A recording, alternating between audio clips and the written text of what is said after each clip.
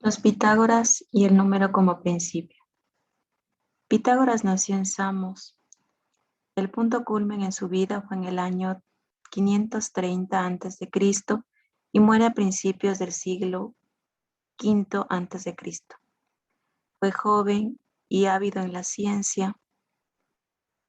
Abandonó su patria e inició en todos los ritos místicos, tanto griegos como los bárbaros. La ciudad de Crotona fue donde actuó principalmente Pitágoras, pero sus doctrinas tuvieron mucha acogida en otras ciudades de la Italia meridional y Sicilia.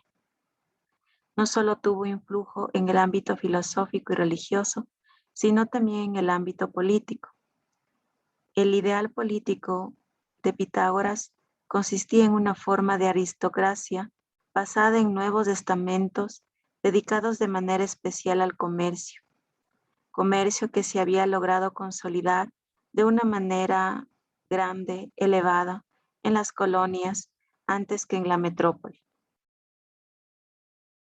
No se puede conocer con exactitud acerca de la vida de Pitágoras y su pensamiento filosófico originario, ya que antes y luego de su muerte llegó a ser venerado como un numen, fue visto como un dios, como una divinidad, y sus palabras fueron consideradas con gran poder como un oráculo. Pitágoras formó la escuela pitagórica, la cual contó con muchos seguidores, los cuales llegaron a ser tan similares en sus pensamientos que no se los podía distinguir unos con otros, ya que buscaban juntos la verdad. Algunas características de la escuela pitagórica fueron que esta había nacido como una confraternidad o como una orden religiosa y estaba organizada bajo reglas específicas de convivencia y conducta. La finalidad de esta escuela era que la ciencia y la doctrina actuara como medio para llegar al bien común que todos compartían y lo acrecentaba. Las doctrinas eran consideradas un decreto del cual solo las personas adeptas o aceptadas dentro de esta escuela podían entrar en el conocimiento y cuya difusión estaba estrictamente prohibida. Tal era la severa prohibición de la difusión del conocimiento que solamente con Filolao fue el primer pitagórico que publicó obras por escrito. Es así como en el siglo IV, V y VI antes de Cristo, el pitagorismo pudo enriquecer mucho su patrimonio doctrinal sin que se puedan interponer otro tipo de doctrinas o se puedan distinguir el principio o, o las doctrinas que pudieron aparecer posteriormente. Los pitagóricos fueron los primeros que se dedicaron a las matemáticas y las hicieron avanzar, ya que nutridos en ellas creyeron que los principios de estas serían los principios de todas las cosas. Veían que las notas y los acordes musicales consistían en números y descubrieron que los sonidos y la música se traducen en magnitudes numéricas. También descubrieron la incidencia determinante de los números en los fenómenos del universo, el año, las estaciones, en los meses, los días, que todos se encuentran regulados por leyes numéricas. Por tanto, podemos decir que para nosotros en la actualidad, la presencia del número es algo racional, una abstracción mental, pero en aquel entonces, para los pitagóricos, hasta Aristóteles, el número era considerado una presencia real, una doctrina profunda. También los pitagóricos mencionaban que todas las cosas proceden de los números, pero estos no son en principio absoluto, ya que se derivan de otros elementos precedentes. Están constituidos y nacen por dos elementos, uno indeterminado o ilimitado y otro determinante o limitador. Muestran una cierta predominancia de uno o de otro. Es así como los números pares predomina lo indeterminado y los pitagóricos lo consideraban a estos números menos perfectos. Y en los números impares predomina el elemento limitador y por esto son más perfectos. Los pitagóricos consideraban a los números impares como masculinos y a los pares femeninos. El número 1 de los pitagóricos no es ni par ni impar. Ellos lo consideraban como un par impar, ya que de él proceden todos los números, tanto pares como impares. También consideraron al número 10 como el número perfecto, ya que dentro del número 10 se llevan contenidos los números pares y los números impares sin que predomine ninguna de las dos partes, ni par ni impar.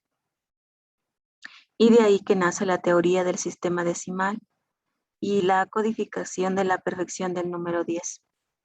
También algunos pitagóricos buscaron la combinación entre este número 10 y la combinación de los contrarios. Es así que ellos crearon una lista de 10 contrarios supremos, que ahora los conocemos como límite sin límite, impar par, uno múltiple, diestro siniestro, macho hembra, quieto móvil, recto curvo, luz tiniebla, bueno malo, cuadrado rectángulo.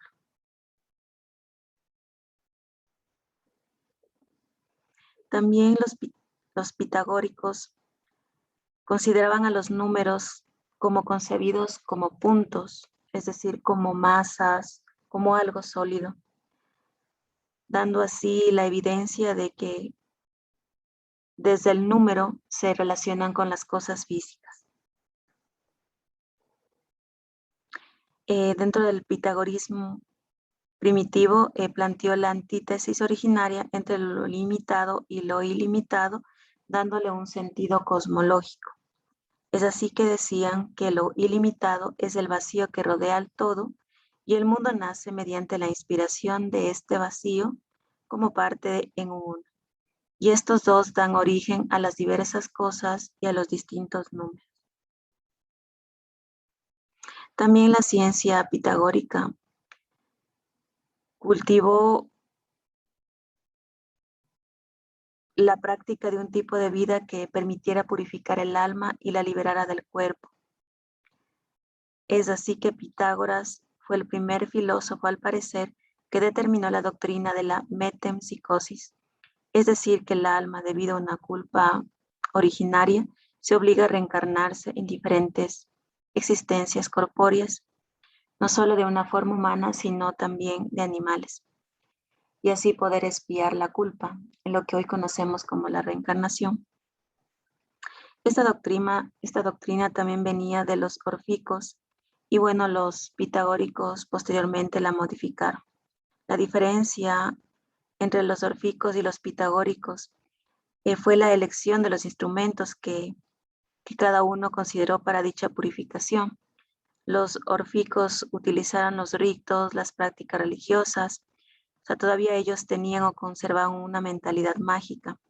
En cambio, los pitagóricos utilizaban la ciencia como camino de purificación y una severa práctica moral.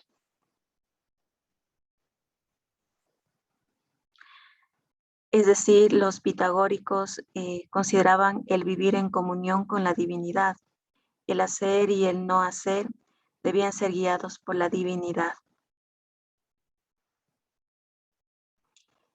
Es así que los pitagóricos fueron los iniciadores de lo que llamaron la vida contemplativa, es decir, la vida dedicada a la búsqueda de la verdad y del bien a través del conocimiento, como la verdadera purificación.